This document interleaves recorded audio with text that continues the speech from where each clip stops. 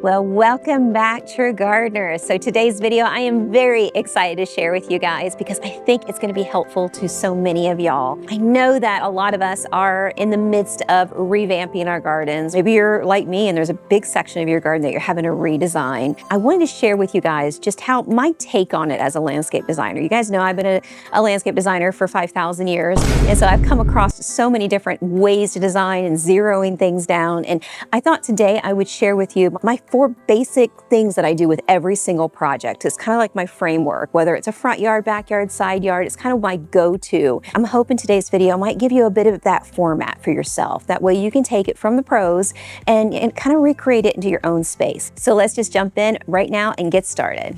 All right, you guys, so for step one is gonna be boring. I'm just gonna let it all out there because it's the thing that most designers, landscape contractors do not wanna do. Actually, I know many landscape contractors who actually don't take these measurements, but measure your space. Get a footprint of your space. It is really important for the next steps that we're gonna do for you to really understand how much length and depth that you have to work with. Measuring is by far the first thing that you can do. Now, you can do this easy with a wheel, if that's what you've got to work with. You can do it with a tape measure, but it might take you 5,000 years. You can do it many different ways. As a professional, I use MOASURE. It is my favorite product to use. It's a motion activated device product. Pretty much does everything for me. I can mark out the entire space that I'm working with, and then it'll give me a plot plan at the very end. So no more bubble plans for me. I get to actually see it all in real time. I can know every point of measurement for the entire backyard. So this really gives me a great idea of all the spaces that I'm working with. I will put a link in the description down below if you guys want to learn more about it. There's tons and tons of videos about it, but it's an ideal thing to do because it really does lay everything out on the paper for you, puts it into a file that you always have at your desktop, and then it makes everything more professional too. It really lets the client, the homeowner, see exactly what you're working with. That's an ideal thing to do as a contractor. And for you DIYers, if you have a big property, it might be worth the investment to do that as well. For you guys who are doing smaller spaces, a tape measure or a wheel works really well. Just be really careful with level ground when you're dealing with a wheel, because sometimes you'll get an inaccurate measurement with it going over top of, stones, slopes, or any kind of uneven ground. It has a tendency to kind of throw you off a little bit. So pay pretty close mind to that in order to follow the next steps in the landscape design. All right, you guys, so for step two is all about sight lines. That is where your focal points are gonna go. That is where your eye wants to be drawn immediately in the landscape. Now, I get this question all the time, especially in a situation like we have right here behind us, because people are wondering, where do you put those focal points? Do you put them, on the center of the pool? Do you put them on the center of the patio? Do you put them on the center of the fence? Where do they go? Because that can be a bit tricky. In a very symmetrical backyard, obviously it's super easy. But in most cases, contractors, designers, and homeowners alike have this same question. I don't know where my focal point is. Most of the time, the focal point is on the entry point of the space. Like for instance, right here, we have these lovely combination of doors right here that open out to the back. So the very first thing that you see is usually your numero uno site plan. So as these doors open, I want it to open up into a focal point section of the garden. So we have a centerpiece tree flanked by 2 beautiful Christmas palms to kind of give a triangular formation, really letting everybody know that is the focal point. Now, that is not centered on the pool. It's not centered on the patio. It's not centered on the fence. It is centered on the doorway, because think about it. You want it to be where you walk out or look out those doors to the garden that draw you out. That's what I call the money shot. The money shot is the thing that is going to, when you see it, it's like, oh, I gotta see what's going on out there. And so it takes you out into the garden. So that is your focal point. The second place, the second sight line, if your budget allows, and you can have another section of the garden that's a centerpiece or an interesting section, then definitely do it on the seating area. So right here, we have a seating area, kind of over here, the opposite direction of where those doors are. So this is on the other side of the patio. This is a major seating area. So we're gonna see the middle section as a sight line beautifully, but what draws your eye out, always pay attention to the furthest section from your seating area, because that's what you wanna do. I mean, that's the goal, right? To where you're looking, you wanna be drawn out into the garden. That's what gives you that retreat-like look. having everything to the outskirts. So right all the way in the rear corner is where we have a secondary focal point, a secondary coconut palm that is going to give us that big crowning effect. That's where our weight is in the garden. And then I did the same thing. I flanked it with 2 other trees. Those are the foxtail palms there, kind of creating another triangular effect in the garden. So sight lines are really important to know where to start. So you know that whatever tree is going to be your favorite tree, if it's a coconut palm, if it's an Alfredi palm, if it's a giant, beautiful Pindo, Canary, Sylvester, whatever that might be for your space, like the really money tree, the place that you might want to spend a little bit more of the budget, that's going to be your sight lines. So that's going to be your focal point. In my case, my client loved coconut palms, so we chose coconut palms for his big kind of impact trees. All right, you guys, I'm going to pop this in here really quickly. Please make sure to like and subscribe if you like today's video, and please hit that notification bell. And if you guys are looking to design your own space, go check out our website. It shows a list of our 3 services. First is design and installation. Second is design only. And third is virtual consults. If you check out those videos, it'll show the pricing and service areas for each of those. And if you guys are looking for any of the products that we use in today's video, it'll be listed down on our Amazon storefront down below, as well as our book if you're looking to design your own space. All right, for step 3, yes, we are already at step 3. So step 3 is finding a purpose for this landscape. Once I meet with my client, I kind of have a really good idea if we're, doing this just because they want to see beautiful accents and trees and layers and color. It might be blooming, whatever that might be. And sometimes, and I'd say a lot of times, it is the purpose driven is to create privacy. This is no exception for this particular space. So my clients didn't really want to see, Mark didn't really want to see the big pink. I mean, I love pink, obviously, but he didn't really want to see the pink 2-story building behind him, and I can't say I blame him. He wants tropical retreat, beautiful private area to really enjoy like a vacation spot. But if you've got a spot that you're like, I want this to be pretty, but it needs to serve a purpose. I need kind of a wall or something, and then layer in front of the wall.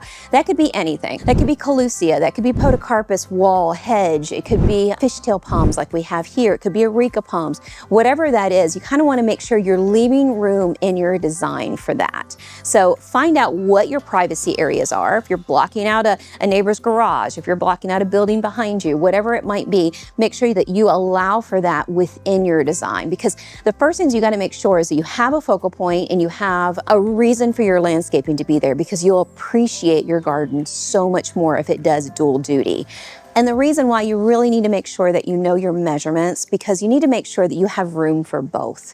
If you're going to create a fishtail wall, you need to make sure that you have, 4 or 5 foot to the back section of the garden before you start layering forward, because if not, then you've made your garden beautiful, but it lacks one of the most important things that you need, which is that privacy. So that is why that's one of the first steps before planting your tropicals, your plants, your flowers, and all those things. You want to make sure that you have room for those 2 things first. All right, you guys, so we are at 4. 4 is where it all starts to come together. 4 is when you really get to play and jazz things up. So there's a couple different ways that I love to lay out my gardens, to lay out my palms. The first thing is I work with zigzag patterns. I work with zigzag patterns all the time. Kind of just to give you an example, you see how this foxtail is pushed back just a tad bit. Then we've got a Christmas palm pulled forward. Then we've got a coconut palm pushed back. Christmas palm pulled forward. Well, and you get the point, right? Back, forth, back, forth.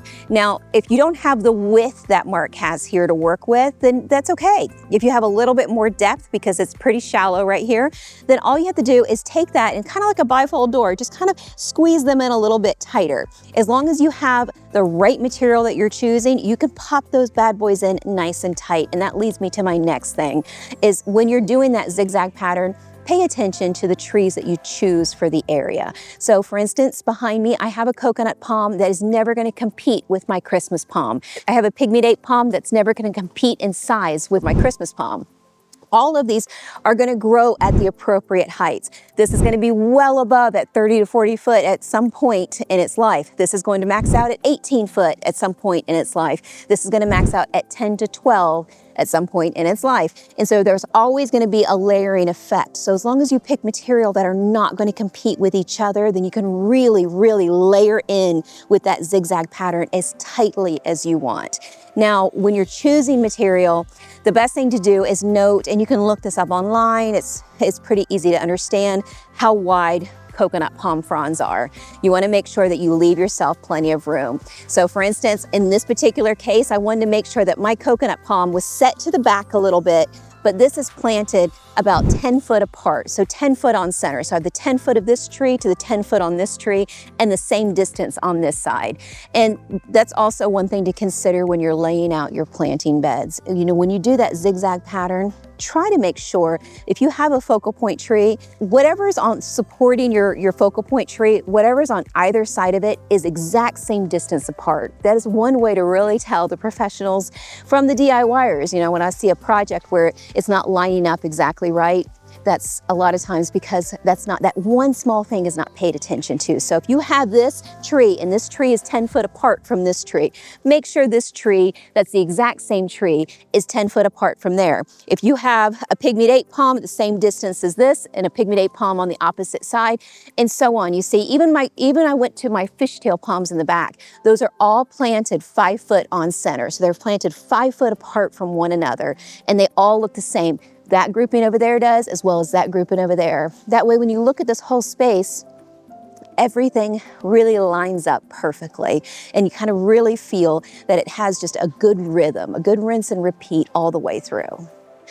And while we're on the subject of distancing, you know, that's something to keep in consideration. I know that you guys have probably seen many of the videos where we talk about and even walk off the plant distance from one plant to the other.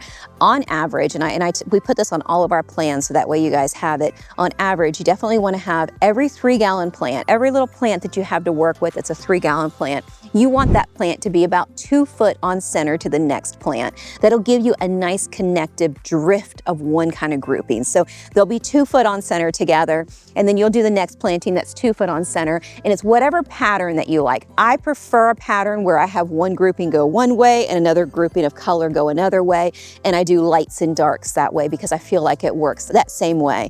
Keeping in mind that your plants are going to be just like your trees. I've got dwarf material that's never going to compete with the plant behind it. Everything to the front is always going to stay smaller than everything to the back. So that way you know you're going to see everything from your seeding section. This is a layered effect, like a waterfall. Starts low here, works its way back, starts from the height here and works its way down. So in general, like I mentioned, your plant material, your 3-gallon stuff is going to be about 2 foot on center. Your accents or 7-gallon material is going to be about 3 foot on center.